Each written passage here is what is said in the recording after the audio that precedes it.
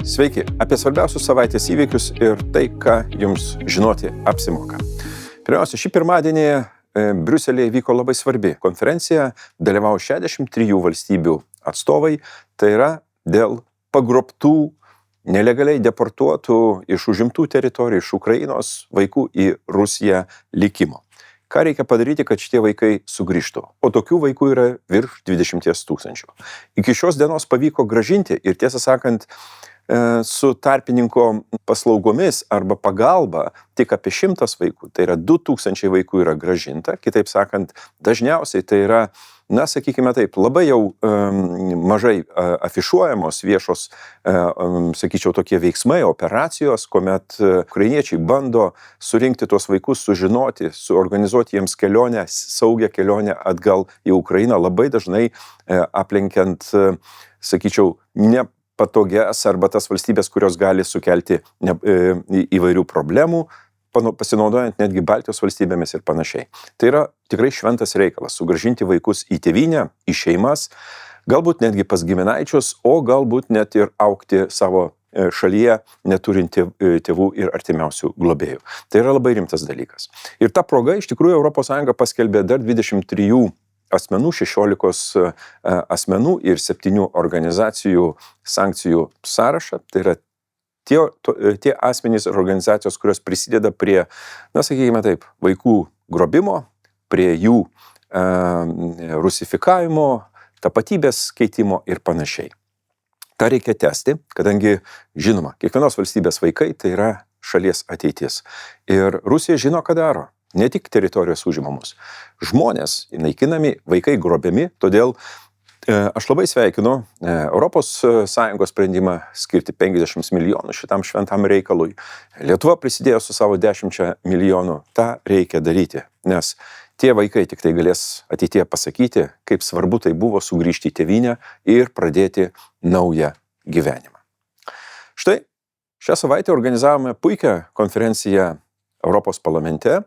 Norėjome šiek tiek papasakoti, kas Lietuvoje vyksta su atsinaujinančia energetika, su atsinaujinančios energetikos išteklių panaudojimu. Vėjų, saulė, biokuro ir panašiai, geoterma. Tai yra labai svarbus dalykas. Atrodytų Lietuva mažytė ir kažkur tai ten taip toli, kaip kai kas sako, bet mūsų pažanga atsinaujinančių išteklių panaudojimo srityje yra milžiniška. Jeigu nuo 20 metų pasižiūrėti, kaip keitėsi situacija, tai Lietuvoje išaugo 4 kartus, aš noriu pabrėžti, 4 kartus atsinaujinančios energetikos mastai, gamyba, ar ne? ES tik tai 30%. Matote skirtumą? Aš tai be jokios abejonės. Kur kartai, kur tik tai procentai, ar ne?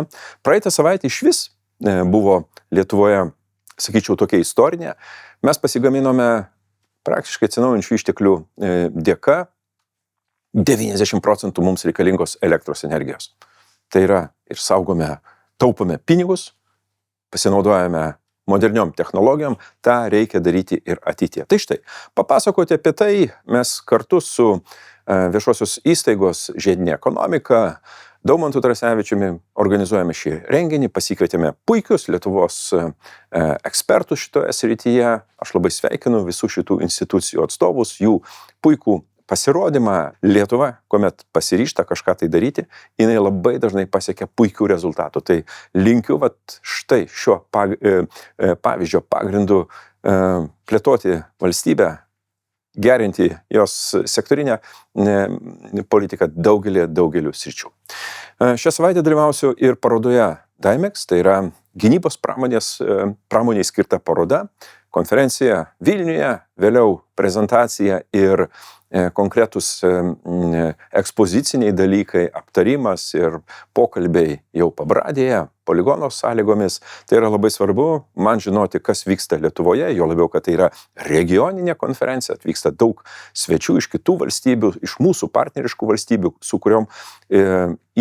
kuriais ir kuriomis mes galime padaryti daug daugiau. Tai yra labai svarbu, kalbant apie ateities saugumą, kada matai tas šiuolaikinės tikras efektyvias technologijas, tarnaujančias žmonių saugumui. Taigi, šį kartą tiek, linkiu jums mažiau vėjuotų ir labiau saulėtų savaitgalių. Iki.